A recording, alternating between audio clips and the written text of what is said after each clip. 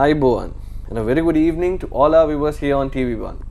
I'm Dr. Dilshan Fernando, and this is your weekly dose of wellness here on Healthline. Today, we thought of talking about a very timely and pertinent topic. The medical profession is one of the most important professions in the country at the moment, and because of that reason, it has come under the microscope and the scrutiny of the general public and the media, and also within the profession itself. So to talk about this, we have invited one of the most respected figures in the medical profession in Sri Lanka.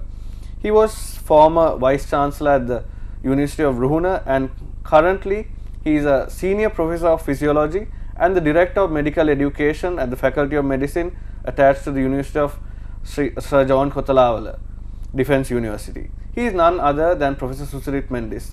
It is with great honor and privilege that I welcome you, sir, to this edition of Healthline by saying Aiboan to you, sir. Aiboan Dilshan, it is a great pleasure for me to have been invited for this program, and I am happy to be here with you today. So, as I said, sir, now this medical profession is under the microscope, and there are certain controversies surrounding it as well. So, today our topic of discussion is about medical ethics.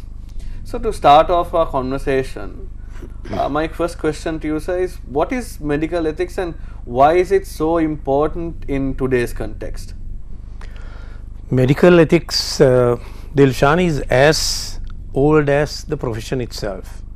If you go back into the early history of organized medicine, beyond Hippocrates to the times of Mesopotamia and Assyria, the Imhotep and Hammurabi, the ethics of the medical profession was discussed even then, and that is way before Hippocrates. So one can say that medical ethics is as old as the profession itself, which comes to our notice because constantly the organized medicine had certain limits and concerns which required a close monitoring. So Hammurabi, who was the king of Mesopotamia, laid down certain laws, the Hammurabi laws. Then we had the well-known Hippocrates, who talked about the Hippocratic Oath and the list of ways in which doctors manage and control their behaviors. So it's a long thing going, but now when we have come to today's situation, it has got refined, and we now stand by what is called the 4 pillars of medical ethics, that is beneficence, non-maleficence, autonomy and justice. So beneficence means actually to do good. Non-maleficence is not to do bad. Autonomy is a later concept which came about where an individual is an individual who is of sound mind and who can take decisions for himself or herself, and therefore medical decisions are the right of the individual, the patient, and the paternalistic approach that was there earlier, where the doctor took decisions, doctor gave orders, and the patient abided by doctor's orders, is no longer valid. So autonomy of the patient has come a long way now. Finally, the question of justice.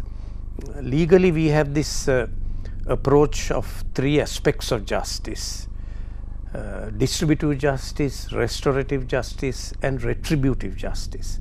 But where medical ethics is concerned, we are really concerned only about one of them, which we call distributive justice. That is fairness in the service to patients, fair in terms of all aspects. In other words, the services have to be given of equal fairness to whoever needs and seeks it. So those are the basis on which medical ethics has been based. So we can get on from there to discuss some of the other important aspects which are current today.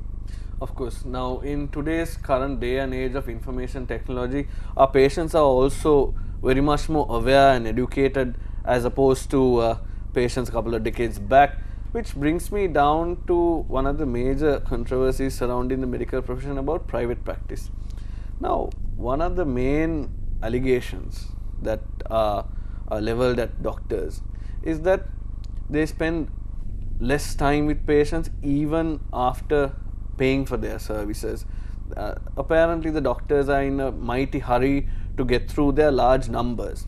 But also on the flip side, sir, we know that doctors are in short supply in a country like Sri Lanka. So in this background, what is your opinion on this?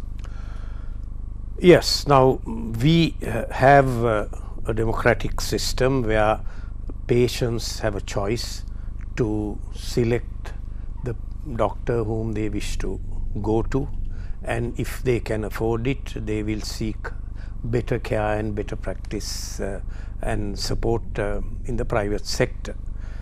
But we must also remember that it has its own hazards, and one of them is the fact that there is an overload of the private sector with a limited number of consultants who are in the private sector compared with the state sector.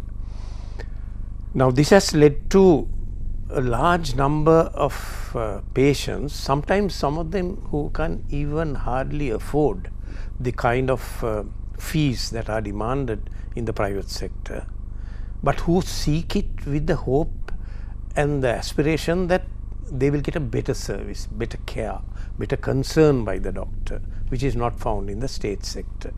This is partly true, partly not true, because one can't forget that there's a large number of state sector doctors who really care for their patients and spend a lot of time with the patients, and that must not be forgotten. But the other aspect of private practice is, unfortunately, we have a disorganized system in Sri Lanka, whereas there is no proper gatekeeping about who goes to the consultant in the private sector. So largely speaking, the consultants have ended up becoming general practitioners, where the patients go for the slightest condition. If they have a cough, if they have a wheeze, they go straight to the chest physician. If they have just a chest pain, they go to the cardiologist. So it's a good thing in a sense, because who knows, a person who has a chest pain may be having imminent myocardial infarction. So therefore it's good that they get special treatment, but what it means is that the system is overloaded, and as a result of which the real attention that is required from a patient who actually needs it may not be given. So there can be errors in judgment, and that has occurred so many times, and we have heard of so many stories where doctors have made errors, and that error comes out of two components: lack of time spent with each patient, the energy that the doctor uses to get a good history of the patient, show the patient concern, and give the patient the impression that I am concerned about your condition. So because of all that, we have got generally a negative impression, in spite of the fact that a lot of patients seek doctors in the private sector.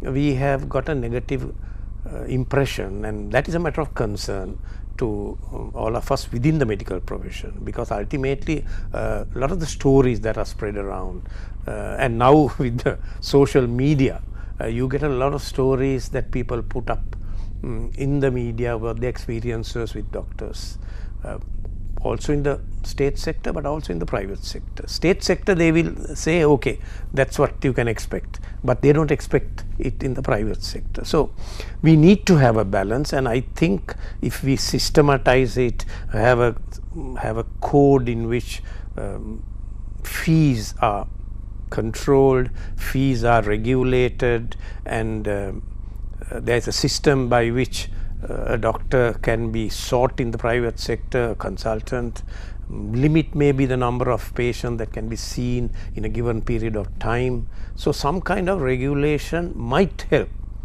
both the patient and also the overworked consultant. And some of the overworked consultants are having serious health problems and health issues themselves. So these can be resolved, I think, if we kind of have some kind of, I'm not saying over regulation, but some kind of regulated system where we can bring some balance into a utterly chaotic, imbalanced situation as of now. Of course, now as we scrutinize this entire system, sir, we know that Sri Lanka gives universally free health care, and the system is overloaded, and the private sector is supplementing whatever that overflows from the state system.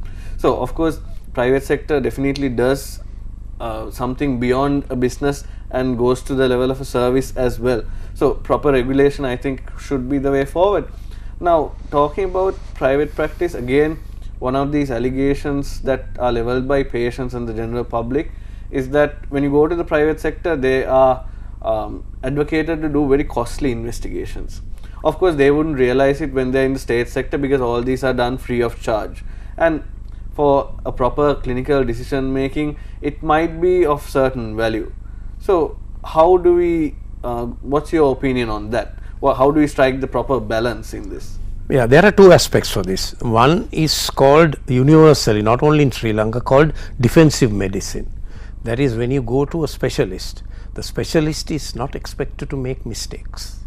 A general practitioner, a medical officer can, within his or her level of competence, make a mistake. But it is generally expected that a specialist cannot make a mistake. So therefore, the specialists practice defensive medicine. So they tend to over investigate to make sure that they have not made any error. This over investigation has two components. One is that it is a burden on the patient in terms of unnecessary expenditure, and secondly, which is the nasty aspect of it, is that there are accusations that doctors and consultants are in league with laboratories, and therefore they advocate additional investigations because they get commissions out of it, and so on and so forth. This is greatly so, not only in Sri Lanka. In India, it is well known phenomenon about laboratories paying doctors per investigation done, and there were allegations in the private sector in Sri Lanka too. And in fact, I don't know whether you are aware that this has been so even in the United States of America. So much so that it became such a problem that some states in the US banned the consultants of a given state making recommendations for investigations done within that state. So that is to make sure that they don't have league or connections between the laboratory or the private hospital and the physician or the specialist. So this is a general phenomenon, but we have to avoid this kind of allegation. It's not good for doctors to have these allegations against them. So how do you strike a balance? Exactly. Because I know there are situations, critical situations. You know, some of the court cases that have gone against specialists in the past, where they have not done a particular investigation, as a result of which they have made a misdiagnosis, and they have had serious consequences as a result of it. Especially in the private sector, sir, now when the consultant is aware that the patient is paying for his services, they tend to be a bit overcautious, as you said, over investigate. So like you said, I think moving forward we have to strike that proper balance. It should be a complete overhaul of the system, I believe. But is Sri Lanka properly geared for that moving forward? This is the problem, because we in Sri Lanka know that systems don't work. Even those systems exist, some of those systems don't work, partly because the people involved in those systems don't abide by the game and the rules. But in our situation, defensive medicine sometimes is unavoidable, because now increasingly patients are become litigious. They go to courts if they find that there is some kind of error, and error in practice of medicine is a major issue now all over the world. In fact, I read somewhere that even in the US, the death due to medical errors is as much as if a jumbo jet crashes every day. right? It's so big. It's so big. So in Sri Lanka, of course, there is no auditing of medical errors, and some of those medical errors, which sad to say, is not really errors. To err is human, so every person, including doctors and specialists, can make errors. I don't know whether you have read Professor Carlo Fonseca's article in the Lancet, where he talks about fatal errors, where he was responsible for errors he made, and as a result of which the patient died. And I think he, as far as I know, he is the only doctor who has, not in the Lancet, sorry, BMJ, who has published his errors that are fatal errors, which is called fatal error, I think, that caused death. Now, how many of us are willing to admit to fatal errors? Not even fatal errors, even errors which are not fatal. But the worst thing about this, which I think we have to take into account, is negligence. Now, negligence cannot be permitted. It should not be allowed. Errors, yes, but negligence in medicine should not happen. But which leads me to the question, sir. We have a shortage of doctors and they are thoroughly overworked. I know for a fact because I have been in the state sector and the private sector. So in both these setups, the patient flow is so heavy that the doctors, like you said, to err is to human. So humanly, sometimes the patient load is too much to handle. So how do we strike that proper balance? Is it fair to point fingers at doctors saying that they are making so many mistakes and errors, and also they are working in the private sector earning money there? So with the shortage of doctors, how do we correct this? Yeah, it's difficult because what ultimately the definition of error and negligence will be divided in court of law or inquiry. It can be a departmental inquiry in the Ministry of Health or worse, in a court of law. But as long as it's an error, a genuine error, even the courts will accept that it is human to err, and therefore it is an error which you can't put culpability on the doctor. But if it is seen that it is not a simple error, but the doctor has been negligent because he is handling too many patients, and that is connected with the remuneration he is getting, so therefore there is a vested monetary interest in him rapidly seeing a lot of patients, and in that process if he makes so-called mistake, it is not a simple mistake, it is negligence. So these are sometimes determined. So I think it is better for doctors to be careful and follow the principles of medical ethics than fall into the trap of being seen to be negligent. And I think that's something that I have been telling my students for the last so many decades about. It is being better to be careful than get into a situation where you can be found fault with for something serious as negligence. Definitely. So moving forward, I think it's very timely and pertinent as doctors that all of us have some critical insight about how we practice and in which context and how many numbers that we see, so on and so forth. Which brings me to the questions about another serious allegation being leveled by the general public and the media about trade union actions. We know that trade union action is a right in any profession. But when it comes to medical practitioners, the impact of it is so high that people tend to focus more on doctors going on strike, and even nurses and allied healthcare services, so on and so forth, and especially in this backdrop of COVID. So if it's so bad for a doctor to go on a trade union action, how is the medical profession supposed to win their rights, which are rightfully theirs, to get the required background for them to practice? Yeah, very interesting question, but also a very difficult question to answer. Once upon a time, about a decade or two ago, I came on television and recommended that doctors should not strike. And I think the GMO also took me to task because I said that.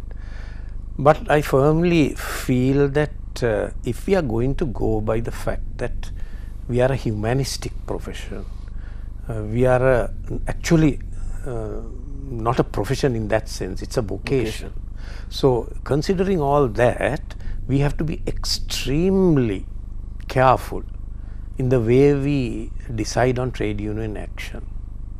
At that time, I advocated even having a ban on strikes for the medical profession, in the same way that there is a ban on the armed forces and the police. They can't strike.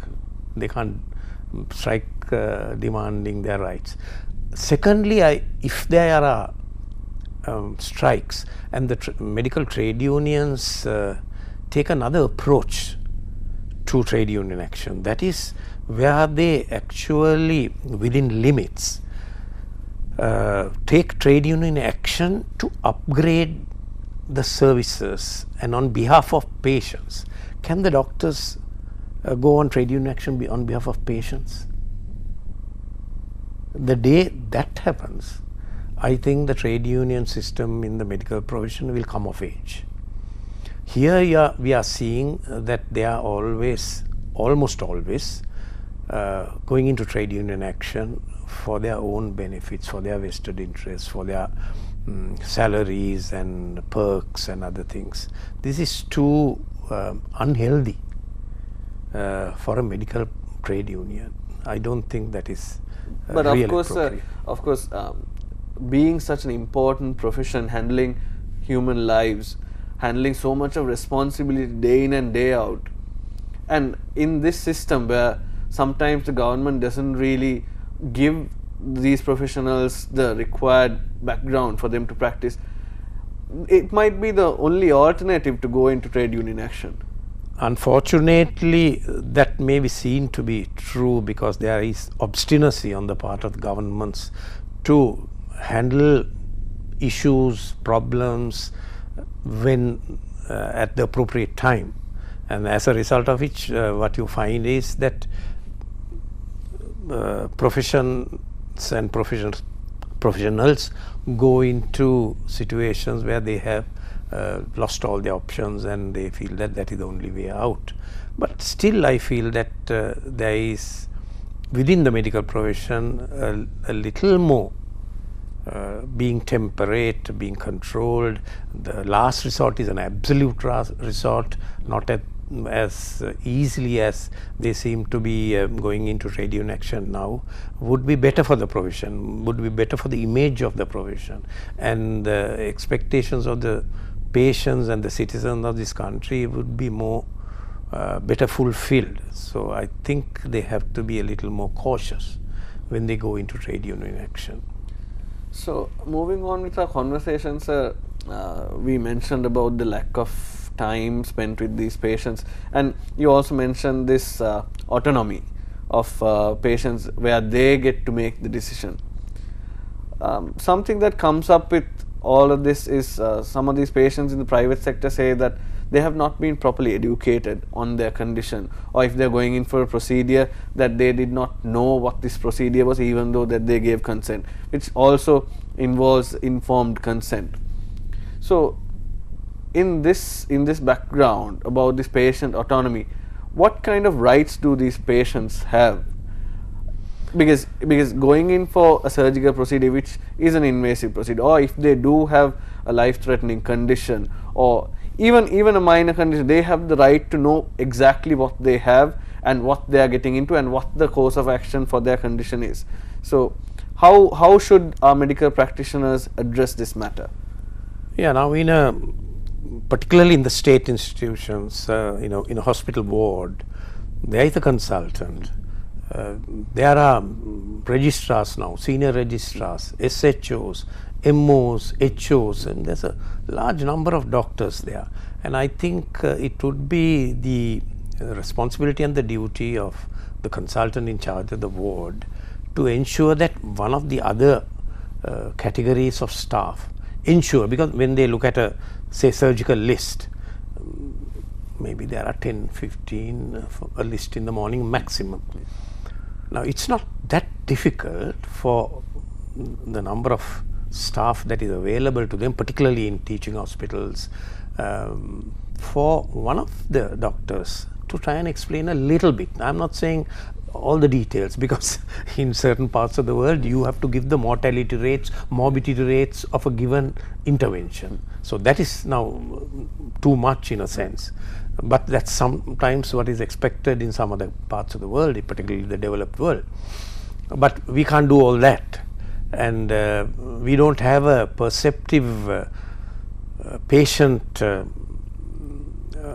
population who can absorb all that and take actually an autonomous decision to give informed consent.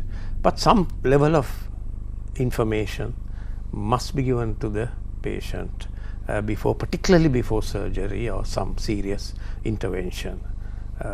I don't think you have to, each time you go and give a intravenous injection, you say, can I give an intravenous injection? I'm going to give an intravenous injection. These are the complications and so forth.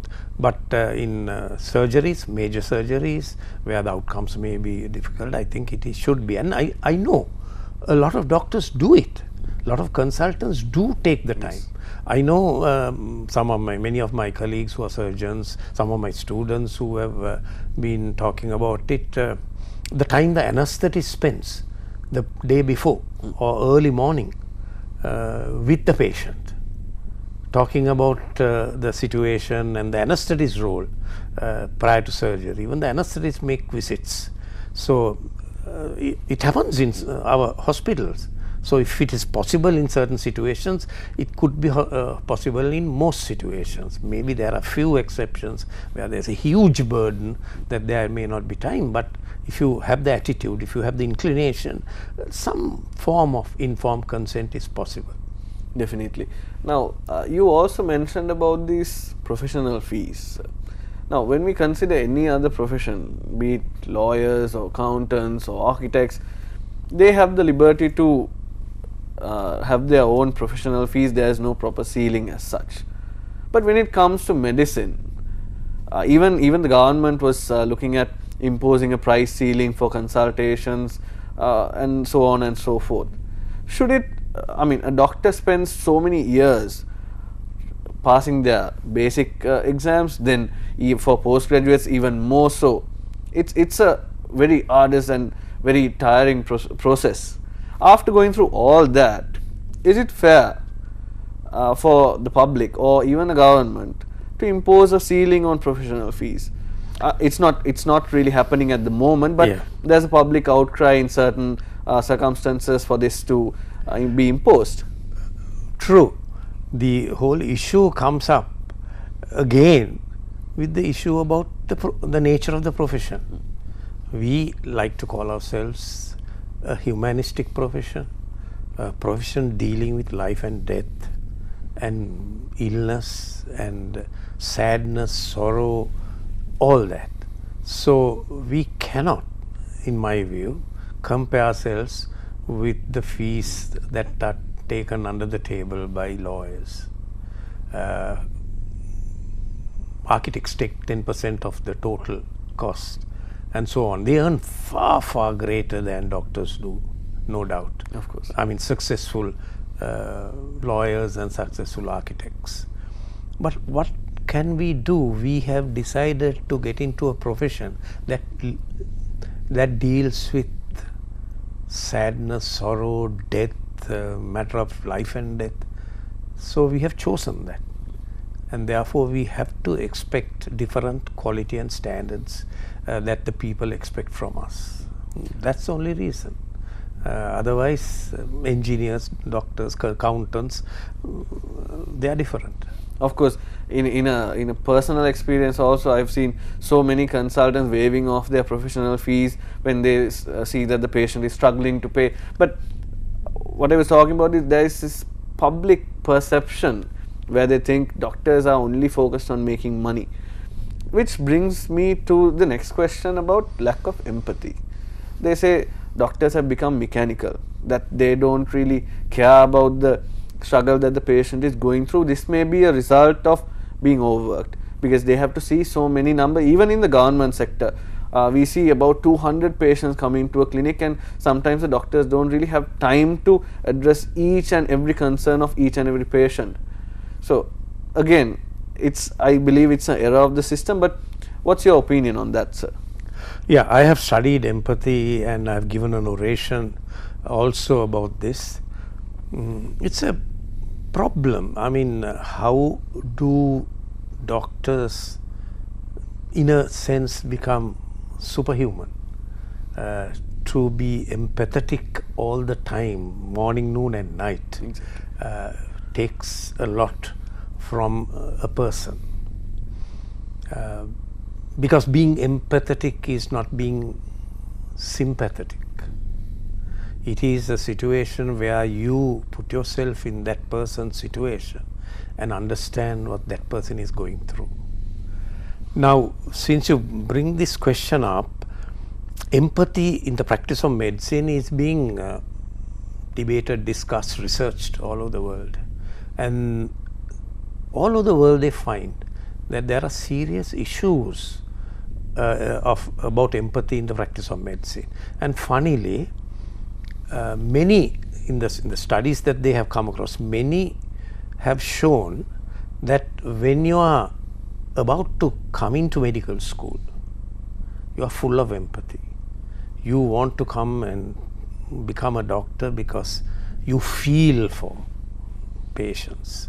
There are also in Sri Lanka situations where your father or mother has forced you to become a doctor and therefore you do it. And sometimes they even tell you that's the best way to make money faster and that kind of thing. Yes. But there's a significant proportion of people who actually empathize with the situation. And the funny thing is, all over the world, studies have shown once a person comes into medical school, the empathy levels decrease. Is there any particular reason for that, sir? Many, I think. There are many reasons. One is they have found that there's a serious drop in empathy in about the third year when the students start getting involved in clinical medicine. Okay. One possible reason is again a defense mechanism. Because if you are continuing to be empathetic, it's a huge strain on you. So the only way that you can try and maintain your psychological composure is not to be too empathic. And in medical ethics there is a term called clinical detachment. Clinical detachment tells you that when you are handling a doctor-patient relationship, you must have some detachment. In other words, you can't get emotionally bound with the patient. And therefore, that detachment gives you some space and room for you to maintain your composure. But unfortunately, this can be maintained by a doctor who is conscious of the issues. If you are not conscious of the issues, then your empathy just disappears, and then you are not empathic at all. Not only are you not empathic, you are not even sympathetic. So in those situations, you see a large number of doctors today, maybe overworked, maybe have other issues. So too many anecdotal evidence is there about rude, crude, nasty doctors. But that is not the case. I think a vast majority of doctors still maintain composure. But it's a difficult thing.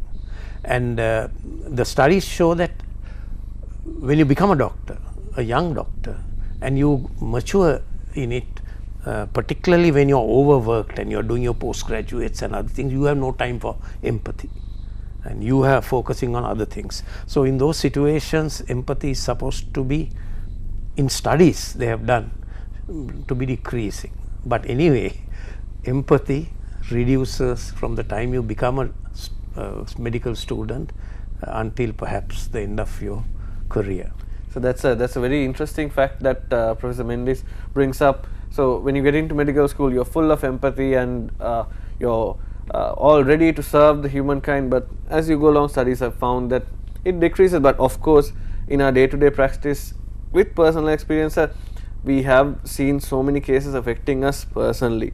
And we go home, think about it, and it affects our psychology. Like you say, inadvertently, maybe with our human psychology, we tend to detach ourselves from that, and hopefully moving forward with insightful critical thinking, maybe we can be more empathetic. I'll just tell you one or two short incidents that two of my students told me. Yes, please. When we were talking about these issues about empathy, one was a girl whose mother was having breast cancer, and she was on the other side of the bed as a relative of the patient, and then she observed the doctor managing this patient, and she found that certain situations there was lack of empathy and lack of care, lack of concern, and she felt very sad.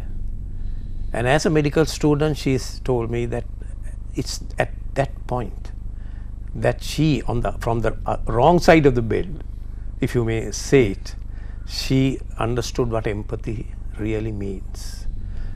Same story was told by another male student whose father was undergoing a bypass surgery, and he was by the bedside. And then he realized what empathy really should mean. And they told me that subsequently they had passed out and graduated thereafter, that was always a memory that kept them in line in the narrow, difficult path of being empathic towards their patients. Of course. So sometimes it's personal experience. Definitely. Even as young doctors, young interns stepping into the ward, all of our senior consultants advise us to treat patients as if we treat our own mother or father or sister or brother. So I think that would be a very good thought to carry in your heart when you're engaging in medical practice. Now, you spoke about this terminally ill cancer patients, and since we are talking about medical ethics, brings me to the question of euthanasia. We know that certain countries allow it, but in Sri Lanka legally it's not allowed. What is your opinion? A patient who is terminally ill, medically proven to have no chance of recovery, suffering day in and day out, being causing a lot of psychological stress on the family and on the patient itself, and also an economic burden to keep the patient alive and to spend for the medical related costs. Should euthanasia be allowed? What's your opinion? Right, yeah. Again, you have to separate it into passive euthanasia and active euthanasia. Now, when it comes to passive euthanasia, that is, you allow a patient to die without intervention. Now, I know that in Sri Lanka, unofficially, passive euthanasia is practiced at home. Elderly people are not taken to hospital, they are allowed to quietly die. They are cared for, but they are allowed to die. So sometimes not doctors, relatives practice passive euthanasia. Now, if a patient, such a patient is in hospital, if the patient tells the doctor, don't treat me, let me be, let me go, what should the doctor do? The doctor is in a dilemma actually. If the doctor does not, legally bound by, they are legally bound because patient has come, they are legally bound by normal norms that they should intervene. But I know situations, and I personally feel that that is a situation where people have what is called a living will. I myself have written a living will, not to make drastic, terrible interventions. If you're on the deathbed, just let you go, and I wish my daughter would do that.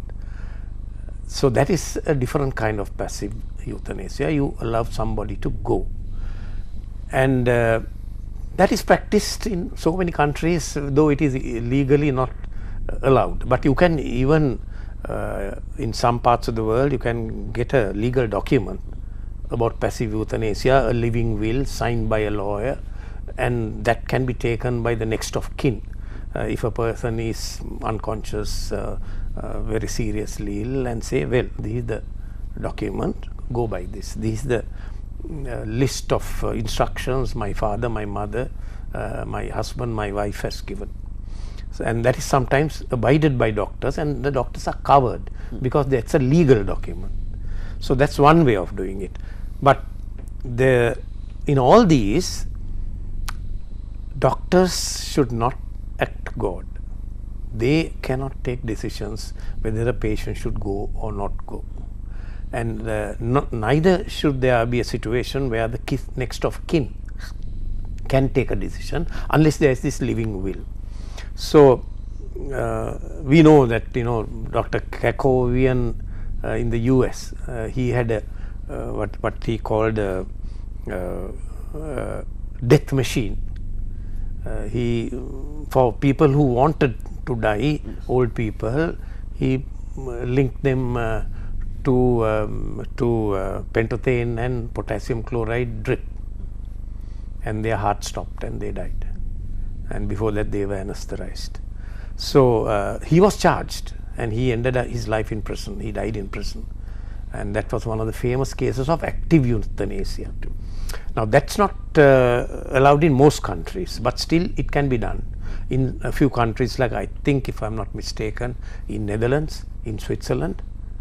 And there are people, I think there was a famous doctor, well-known doctor, Australian, who flew to Switzerland after having made an appointment for active euthanasia, because he was terminally ill.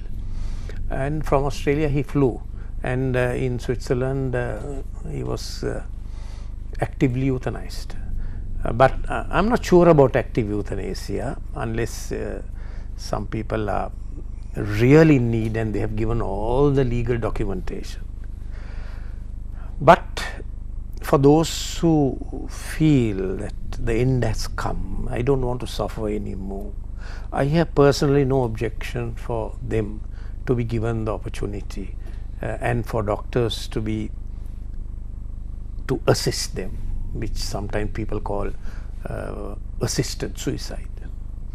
I'm not against that, though it might be against a lot of religions, and doctors' personal religions might come into play in those things.